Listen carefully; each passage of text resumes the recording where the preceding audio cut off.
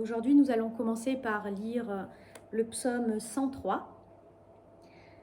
Mon âme bénit l'Éternel, que tout ce qui est en moi bénisse son saint nom. Mon âme bénit l'Éternel et n'oublie aucun de ses bienfaits. C'est lui qui pardonne toutes tes iniquités, qui guérit toutes tes maladies. C'est lui qui délivre ta vie de la fosse, qui te couronne de bonté et de miséricorde. C'est lui qui rassasie de bien ta vieillesse, qui te fait rajeunir comme l'aigle. L'Éternel fait justice, il fait droit à tous les opprimés. Il a manifesté ses voies à Moïse, ses œuvres aux enfants d'Israël. L'Éternel est miséricordieux et compatissant, lent à la colère et riche en bonté. Il ne conteste pas sans cesse, il ne garde pas sa colère à toujours. Il ne nous traite pas selon nos péchés, il ne nous punit pas selon nos iniquités. Mais autant les cieux sont élevés au-dessus de la terre, autant sa bonté est grande pour ceux qui le craignent. Autant l'Orient est éloigné de l'Occident, autant il éloigne de nous nos transgressions. Comme un père a compassion de ses enfants, l'Éternel a compassion de ceux qui le craignent. Car il sait de quoi nous sommes formés, il se souvient que nous sommes poussière. L'homme, ses jours sont comme l'herbe, il fleurit comme la fleur des champs. Lorsqu'un vent passe sur elle, elle n'est plus, et le lieu qu'elle occupait ne la reconnaît plus. Mais la bonté de l'Éternel dure à jamais pour ceux qui le craignent, et sa miséricorde pour les enfants de leurs enfants, pour ceux qui gardent son alliance et se souviennent de ses commandements, afin de les accomplir. Mon âme bénit l'Éternel, que tout ce qui est en moi bénisse son saint nom. Mon âme bénit l'Éternel et n'oublie aucun de ses bienfaits. Chers amis, chers frères et sœurs, c'est encore une joie de pouvoir se retrouver ce matin pour vivre un moment ensemble dans la présence du Seigneur. Dieu nous a gardés pendant toute cette semaine. Pour les uns et les autres, le chemin a été différent. Pour certains, ça a été facile, pour d'autres, un peu plus difficile. Mais en toutes circonstances, le Seigneur est fidèle. Le Seigneur est vivant. Le Seigneur est présent. Et je suis sûr qu'il a préparé pour chacun d'entre nous ce matin une parole, une bénédiction, un fruit dans notre cœur pour nous bénir, pour nous parler, pour nous éclairer, nous montrer le chemin pendant le temps que nous vivons aujourd'hui. Que Dieu soit béni. Et nous voulons maintenant, en priant, lui remettre ce temps. Seigneur, nous te bénissons et nous te rendons grâce pour la joie d'être appelé enfant de Dieu, pour la joie d'avoir reçu par grâce, par le moyen de la foi, le salut pour lequel tu as donné ton Fils unique. Nous te remercions, Seigneur, parce que, en toutes circonstances, tu es un Père aimant, un Père présent, un Père veillant. Et nous te remercions parce que ce matin encore, tu es au milieu de nous. Tu l'as promis lorsque tu as dit « Je suis avec vous tous les jours et jusqu'à la fin du monde ». Tu l'as dit lorsque 2 ou 3 parmi seront assemblés en mon nom, je serai au milieu d'eux. Et Seigneur, nous savons maintenant que tu es au milieu de nous. Aussi, nous te présentons ce culte. Nous voulons t'adorer, nous voulons t'honorer, nous voulons t'écouter, nous voulons te louer, Seigneur, parce que tu es un grand Dieu, un Dieu merveilleux. Mon âme te bénit, Seigneur. Notre âme te bénit, Seigneur. Que ton nom soit loué. Amen. Nous allons entendre un chant qui dit ceci. La trompette sonne. La trompette sonne. Et le chant dit, rassemblez-vous. Rassemblez-vous, mes enfants. Rassemblez-vous pour prier. Rassemblez-vous pour chercher ma face. Rassemblez-vous pour vous tenir devant moi. C'est le moment, c'est le temps où nous avons besoin de nous rassembler devant le Seigneur. La trompette sonne.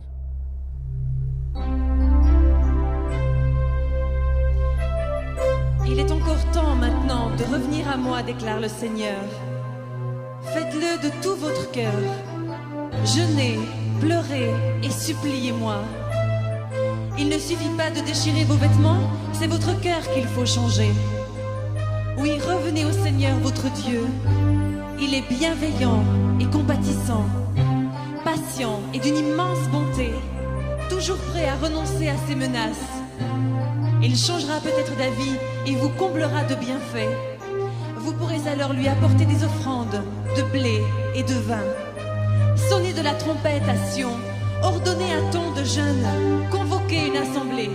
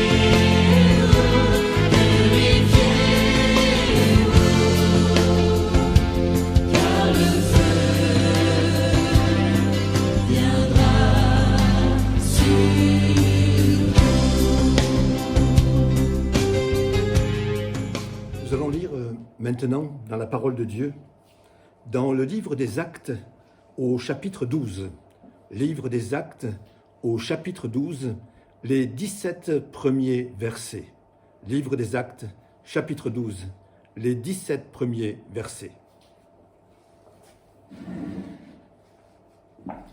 Bonjour tout le monde. Vers le même temps, le roi Hérode se mit à maltraiter quelques membres de l'Église et il fit mourir par l'épée Jacques, frère de Jean. Voyant que cela était agréable aux Juifs, il fit encore arrêter Pierre. C'était pendant les jours des pains sans levain. Après l'avoir saisi et jeté en prison, il le mit sous la garde de 4 escouades de 4 soldats chacune, avec l'intention de le faire comparaître devant le peuple après la Pâque. Pierre, donc, était gardé dans la prison, et l'Église ne cessait d'adresser pour lui des prières à Dieu. La nuit qui précéda le jour où Hérode allait le faire comparaître, Pierre, lié de 2 chaînes, dormait entre 2 soldats, et des sentinelles devant la porte gardaient la prison. Et voici, un ange du Seigneur survint, et une lumière brilla dans la prison. L'ange réveilla Pierre en le frappant au côté et en disant « Lève-toi promptement ». Les chaînes tombèrent de ses mains. Et l'ange lui dit « Mets ta ceinture et tes sandales ». Et il fit ainsi. L'ange lui dit encore « Enveloppe-toi de ton manteau et suis-moi ». Pierre sortit et le suivit, ne sachant pas ce qui se faisait par l'ange fut réel et s'imaginant avoir une vision. Lorsqu'ils eurent passé la première garde, puis la seconde, ils arrivèrent à la porte de fer qui mène à la ville et qui s'ouvrit d'elle-même devant eux. Ils sortirent et s'avancèrent dans une rue. Aussitôt, l'ange quitta Pierre. Revenu à lui-même, Pierre dit « Je vois maintenant d'une manière certaine que le Seigneur m'a délivré de la main d'Hérode et de tout ce que le peuple juif attendait. » Après avoir réfléchi, il se dirigea vers la maison de Marie, mère de Jean, surnommée Marc, où beaucoup de personnes étaient réunies et priaient. Il frappa à la porte du vestibule et une servante, nommée Rhode, s'approcha pour écouter. Elle reconnut la voix de Pierre et dans sa joie, au lieu d'ouvrir, elle courut annoncer que Pierre était devant la porte. Ils lui dirent « Tu es folle !» Mais elle affirma que la chose était ainsi et ils dirent « C'est son ange !» Cependant, Pierre continuait à frapper. Ils ouvrirent et furent étonnés de le voir. Pierre, leur ayant de la main fait signe de se taire, leur raconta comment le Seigneur l'avait tiré de la prison et il dit « Annoncez-le à Jacques et aux frères. » Puis il sortit et s'en alla dans un autre lieu. Que Dieu bénisse sa parole. Par la grâce de Dieu, il semble que même si tout danger n'est pas encore écarté, même si nous devons nous montrer encore prudents et respecter les règles sanitaires, la vague de l'épidémie semble être derrière nous. Nous sommes aujourd'hui en période de déconfinement et notre vie reprend progressivement son cours normal. Quelles leçons avons-nous apprises de ce temps d'épreuve? Pour ce qui me concerne, j'ai le fort sentiment que dans sa grâce et dans son amour, Dieu a voulu secouer ses enfants pour qu'ils réalisent tout à nouveau la réalité de son existence, le sérieux de la vie chrétienne, la fragilité de la vie humaine et l'imminence de son retour. On pourrait comparer ce qui est arrivé à un électrochoc que Dieu a permis dans le but de réveiller les hommes pécheurs qui sont sur un chemin de perdition, mais aussi dans le but de réanimer les croyants qui se sont endormis, attiédis ou refroidis. Je ferai ressembler ce fléau à un rayon de soleil qui, traversant une fenêtre, fait apparaître toutes les poussières et les particules que nous ne voyons pas à l'œil nu et qui foisonnent dans l'air que nous respirons. Ainsi, d'une manière générale, cette pandémie a révélé nos faiblesses, notre orgueil, nos manquements, notre arrogance, comme l'a dit un certain pasteur, notre manque de consécration et la vraie nature du lien qui nous relie à Dieu. Nous avons en quelque sorte pu mesurer la réalité de notre attachement à Dieu. Nous nous trouvons aujourd'hui entre un confinement total, tel que nous l'avons vécu pendant 55 jours, et le retour à une liberté totale qui est encore à venir. Cet entre-deux est le temps du déconfinement. Et le message que j'ai à cœur ce matin est de déterminer ou de montrer l'attitude que nous devons avoir en tant que chrétiens dans cette période intermédiaire. Alors que la situation semble évoluer dans le bon sens, le danger auquel nous sommes exposés serait d'oublier ce que Dieu nous a appris et ce que nous avons réalisé peut-être durant ce temps et de mettre aux oubliettes les bonnes dispositions que nous avons prises. Pour que les choses ne soient pas ainsi, nous allons essayer de prendre en compte l'expérience de l'apôtre Pierre, qui lui aussi s'est trouvé en son temps dans la même situation. Pierre a d'abord été dans un confinement total. Sans qu'il s'y attende, il se retrouve dans une passe difficile et dangereuse de sa vie. le roi Hérode décide de persécuter les croyants de Jérusalem et dans son zèle, il fait emprisonner Pierre. L'épreuve de Pierre est particulièrement difficile et dangereuse. Il est enfermé dans une prison, lié par 2 chaînes, assis entre 2 soldats et gardé par 4 escouades de 4 soldats. Pierre est paralysé. Il ne peut ni bouger, ni se déplacer. Son avenir est compromis. Il doit être jugé et sera certainement condamné. On pourrait, toute proportion gardée bien sûr, comparer ce qui est arrivé à Pierre à ce que nous venons de vivre. On ne s'y attendait pas. On ne l'a pas cherché. On ne l'a pas voulu. On n'avait rien fait de particulier. Et pourtant, on s'est retrouvé dans une situation de restriction de notre liberté. On a été bloqué, confiné chez nous, comme dans une prison dorée, sans barreaux. Quant à l'avenir, c'était l'incertitude, la menace de contracter la maladie et même de mourir était comme une épée de Damoclès au-dessus de nos têtes. Pierre était dans un temps de confinement et nous avons, comme je l'ai dit, toute proportion gardée, vécu un confinement. Après cela, Pierre va vivre une période intermédiaire qui va consister en 2 phases.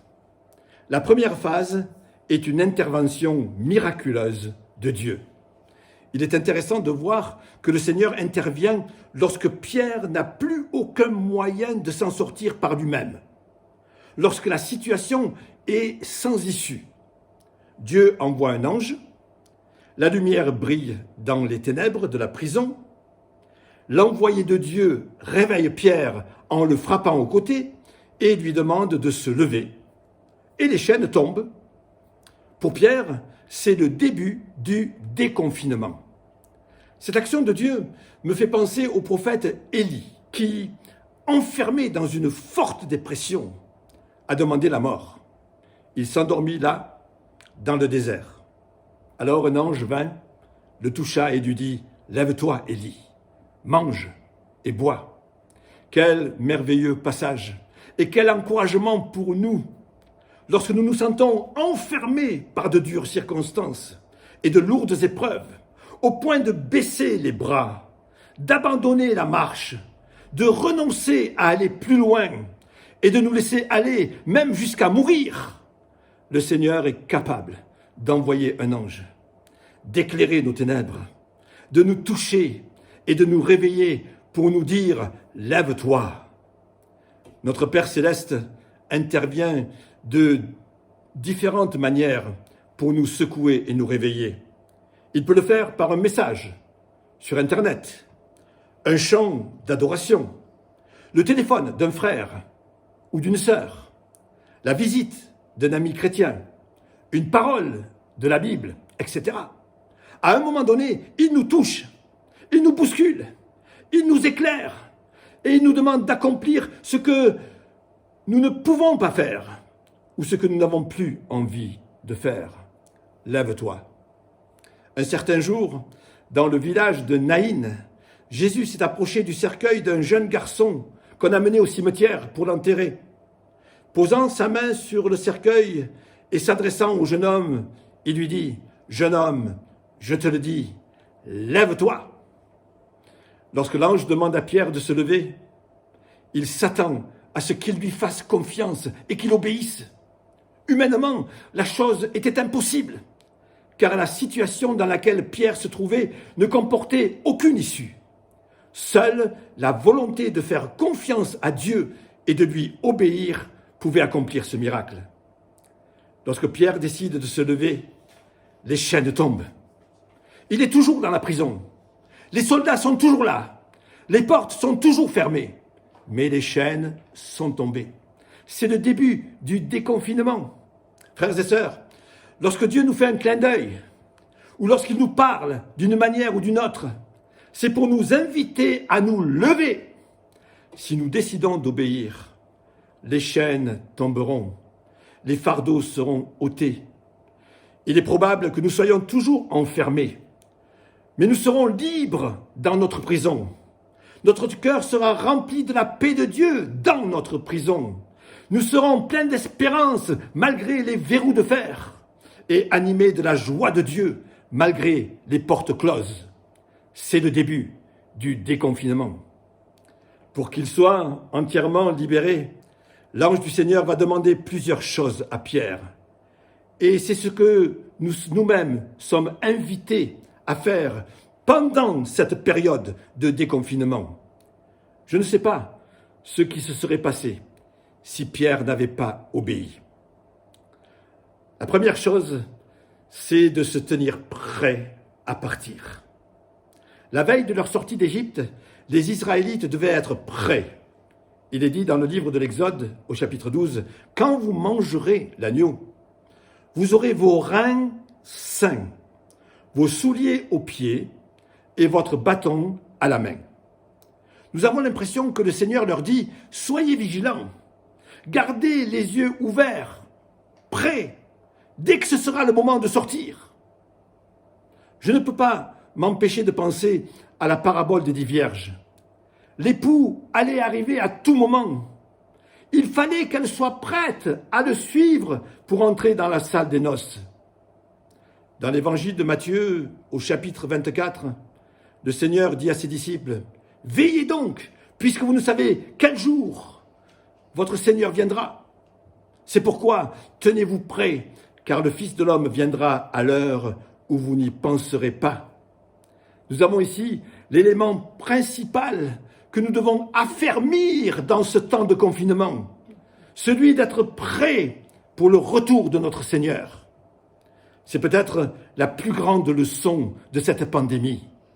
La Bible dit que s'il a tardé jusqu'à maintenant, c'était parce qu'il usait de patience envers les hommes pour que le plus grand nombre ait encore le temps d'être sauvé et pour que le plus grand nombre puisse encore avoir l'occasion de se préparer. Mon ami, si tu n'as pas encore fait la paix avec Dieu, il est encore temps aujourd'hui de te repentir de tes péchés et de te réconcilier avec lui. Mon frère ou ma sœur, si tu t'es relâché dans la foi, tu as encore le temps aujourd'hui de te reconsacrer à Dieu et de renouveler ton alliance avec lui. Aujourd'hui, c'est le bon moment. 3 signes dans notre vie vont démontrer que nous sommes prêts au retour du Seigneur. Tout d'abord, l'ange dit à Pierre, « Mets ta ceinture ». À l'époque où les vêtements étaient amples, mettre la ceinture permettait de marcher ou de courir sans être gêné, ou pour le soldat, de lutter, de combattre sans être gêné. Pour ce qui nous concerne, mettre la ceinture consiste à ôter tout ce qui pourrait freiner et empêcher notre marche avec Dieu. Tout ce qui pourrait être futile, inutile et encombrant. C'est dans le livre des Hébreux, au chapitre 12, que nous lisons de rejeter tout fardeau et le péché qui nous enveloppe si facilement. L'apôtre Paul dit dans la première épître aux Corinthiens, « Tout est permis, oui, tout est permis, mais tout n'est pas utile. Tout est permis, mais tout n'édifie pas. » Alors, voici la question que l'on pourrait se poser. Ne nous serait-il pas utile aujourd'hui de faire un nettoyage de printemps dans notre vie, d'ôter tout ce qui sent mauvais et de nous débarrasser de tout ce qui est inutile, superflu, peu édifiant, choses qui aujourd'hui font qu'on n'est pas prêt si le Seigneur revenait. La question que l'on pourrait se poser est celle-ci. Imaginons que Dieu te dise maintenant qu'il revient dans 24 heures. Ou alors que dans 24 heures, tu vas mourir. Il te reprend. Comment vas-tu employer ces 24 heures? La Bible nous montre que la ceinture est aussi le symbole de la vérité, de la fidélité, de la justice et de la force. Dans l'Épître aux Éphésiens, il est écrit « Ayez à vos reins la vérité pour ceinture ». Et dans le psaume 18, il est dit « C'est Dieu qui me ceint de force et qui me conduit dans la voie droite ».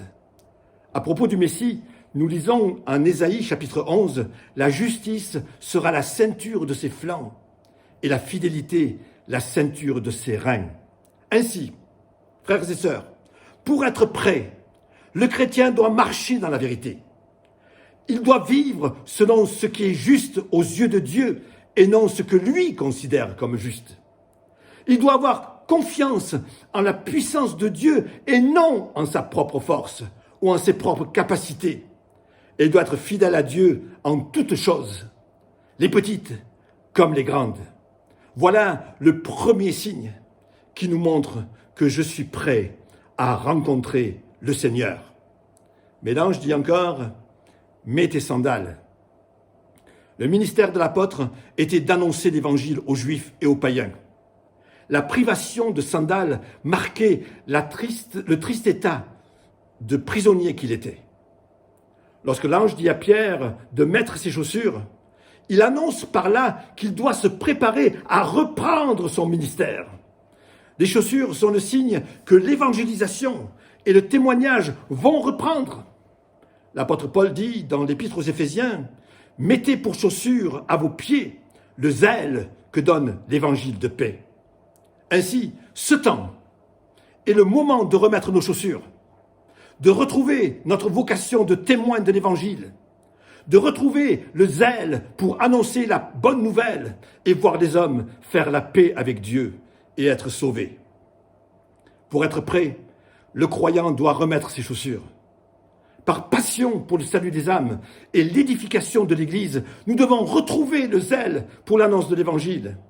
Les chaussures sont le deuxième signe qui montre que je suis prêt à rencontrer le Seigneur. L'ange dit encore à Pierre, « Enveloppe-toi de ton manteau. » Le manteau est le troisième signe qui montre que je suis prêt à rencontrer le Seigneur. Il est le symbole du salut et de la délivrance.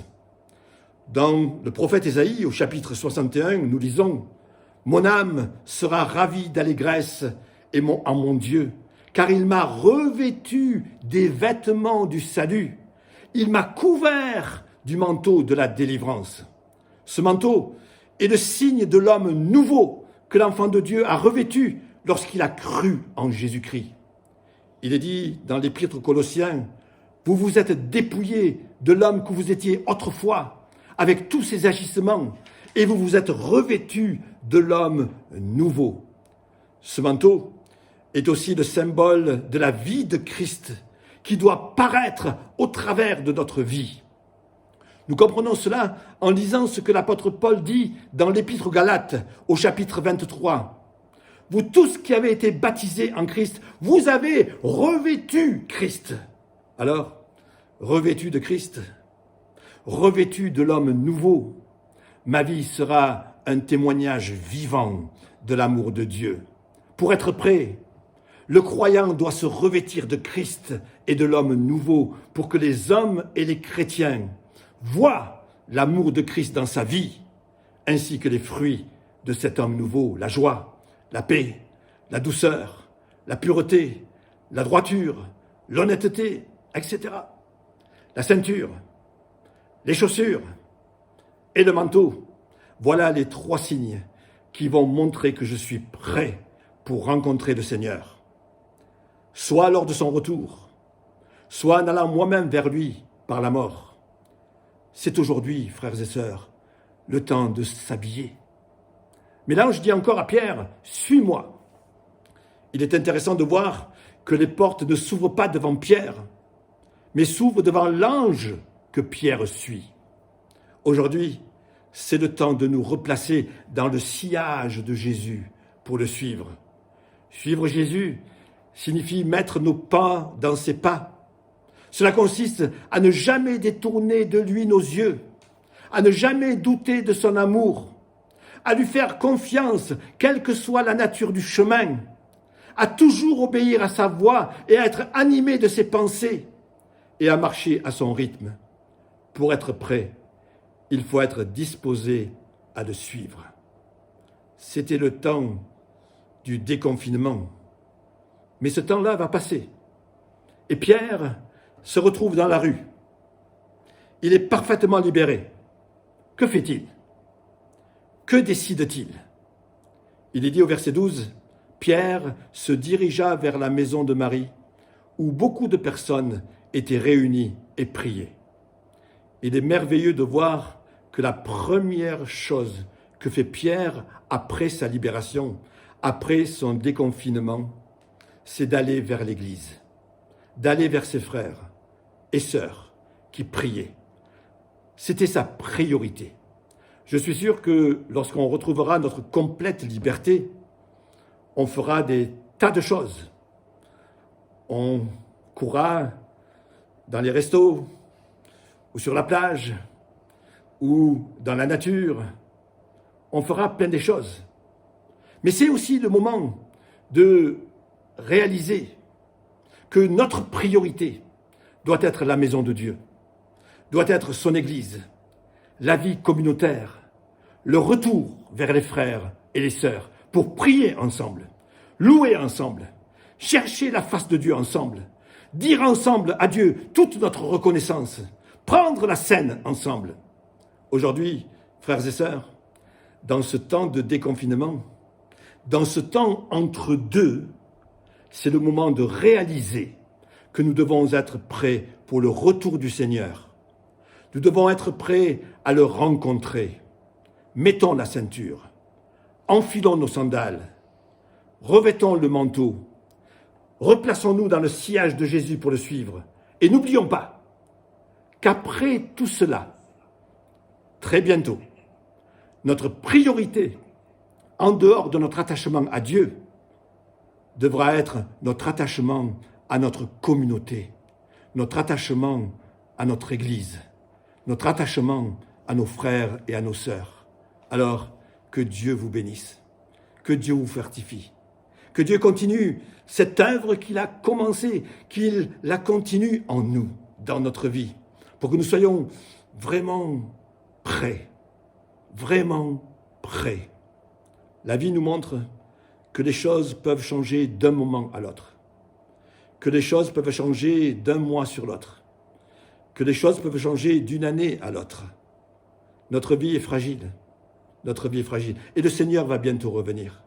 Alors, frères et sœurs, soyons prêts. Soyons vraiment prêts. Et montrons les signes de cela. Montrons les signes de cela dans le monde, dans nos familles et dans l'Église.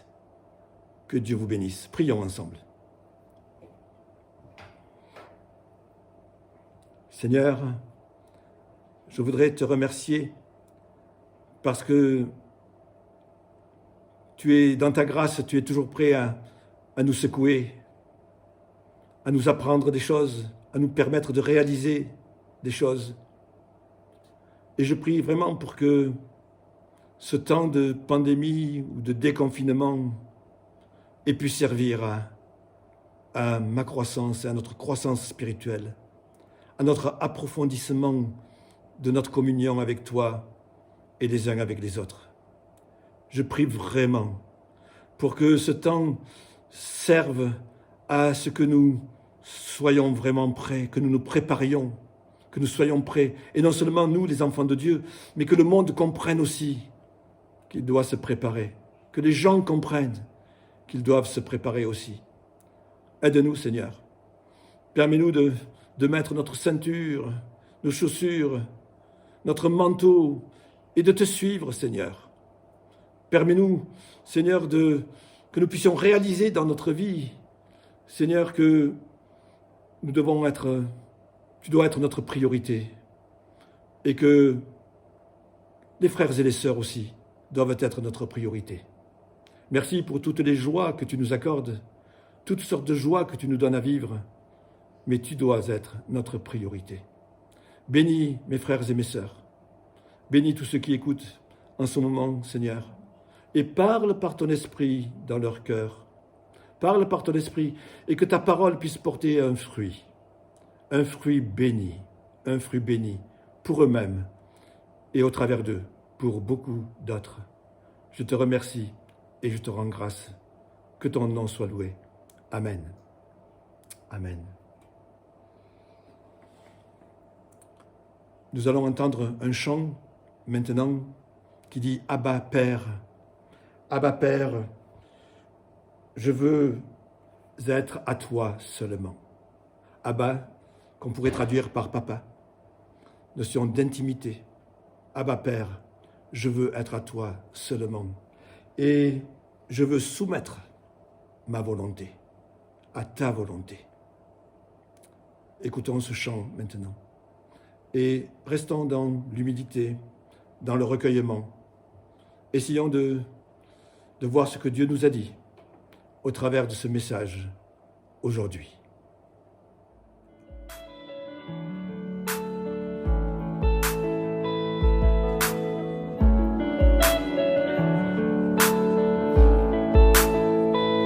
Bien avant le chant qui créa l'univers, bien avant l'esprit qui planait sur la terre, bien avant que tu me formes de la poussière, tu rêvais du jour où tu pourrais m'aimer. Et bien avant les premiers battements de mon cœur, bien avant que je m'éveille à ta douceur, bien avant mes doutes, mes joies et mes douleurs, tu rêvais du jour où je pourrais t'aimer. Tu rêvais du jour où je pourrais t'aimer. Abba Père, je suis à toi. Abba Père, je suis à toi. Abba Père, je suis à toi. Abba Père, je suis à toi.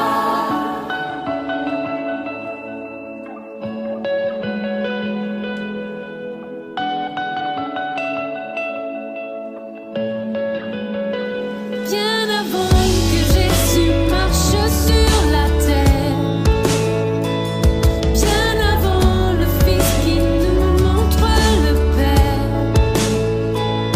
bien avant que les cieux sur moi soient ouverts, tu rêvais du jour où tu pourrais m'aimer. Bien avant que mon péché brise ton cœur, bien avant que coule le sang et la sueur, bien avant les clous, le froid et la douleur, tu rêvais du jour où je pourrais t'aimer. Oh oh, tu rêvais du jour où je pourrais t'aimer. Abba Père, je suis à toi. Abba Père, je suis à toi. Abba Père, je suis à toi. Abba Père, je suis à toi. Abba Père, je suis émerveillé, saisi par l'immensité de ton amour pour moi. Abba Père, si grande est ta tendresse, mon cœur est grand ouvert et je viens plonger dans tes bras. Abba Père, je suis émerveillé, saisi par l'immensité de ton amour pour moi. Abba Père, si grande est ta tendresse, mon cœur est grand ouvert et je viens plonger dans tes bras. Abba Père.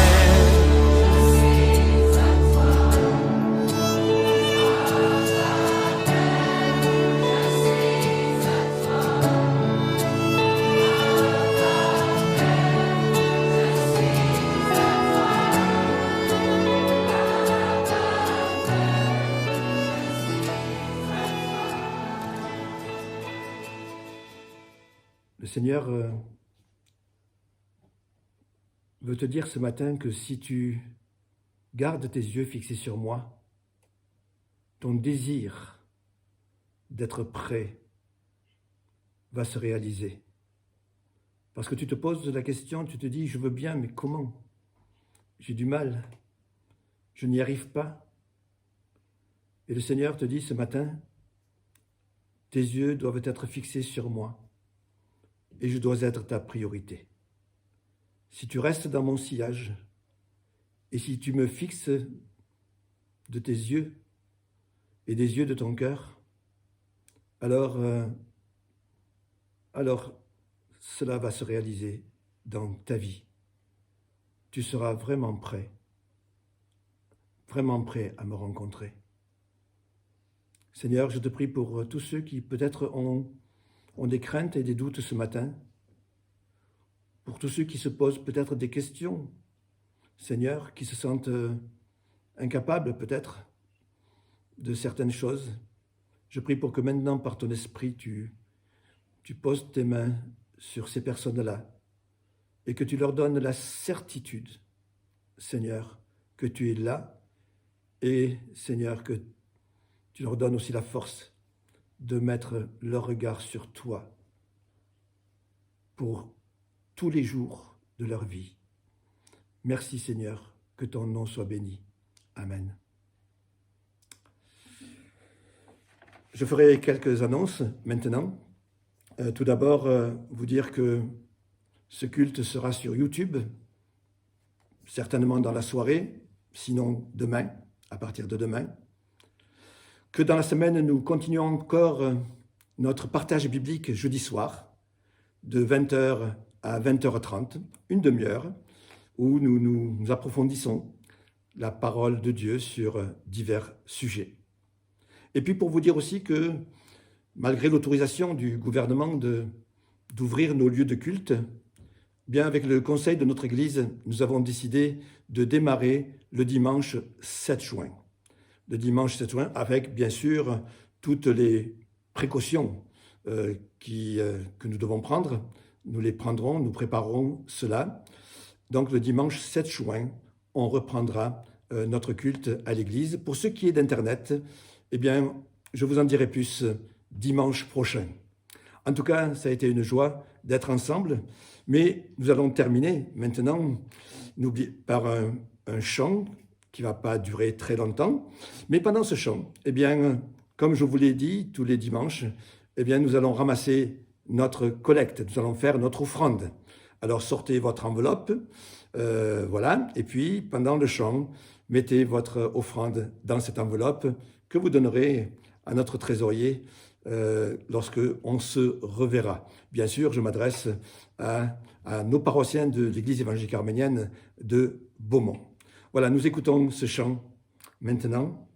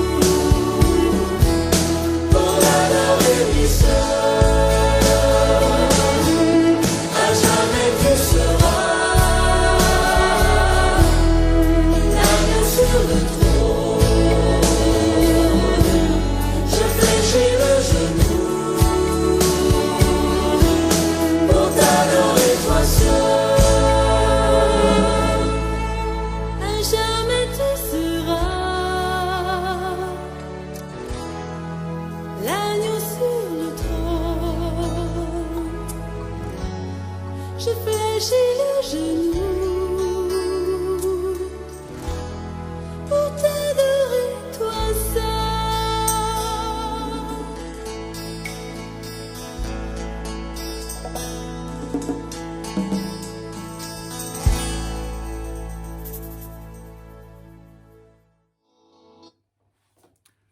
Je vous invite à vous mettre debout, si vous le pouvez, pour faire ensemble le Notre Père en arménien. Seigneur, merci pour cette offrande que nous te dédions, Seigneur, pour l'avancement de ton œuvre. En fait, nous te donnons ce que toi tu nous as donné. Et nous voulons t'honorer avec nos biens matériels également. Haïrmer, vorerginesies, Surp yeritsi anunko, yegetse arkayutyunko, yeritsin gamko, vorbes ergines yevergri, zatsmer hanabazort, durmez azisor, yevtomez spardismer, vorbes yevmeng tong merots bardabanats, yevmidanir smezi portsutyun, alpergial zmezi tjare, zikoe arkayutyun, yevzorutyun, yevpark, havidianas, havidenitz. Amen. Que la grâce de notre Seigneur Jésus-Christ, l'amour infini de notre Dieu et la communion du Saint-Esprit soient avec chacun d'entre vous. Que Dieu vous garde, que Dieu vous bénisse, que Dieu vous aide, que Dieu vous fortifie et qu'il remplisse vos cœurs de sa présence.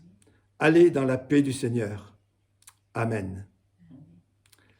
Chers amis, chers frères et sœurs, que Dieu vous bénisse. Ça a été une joie d'avoir été avec vous ce matin. Je vous souhaite un bon dimanche et une bonne semaine. À très bientôt. Au revoir.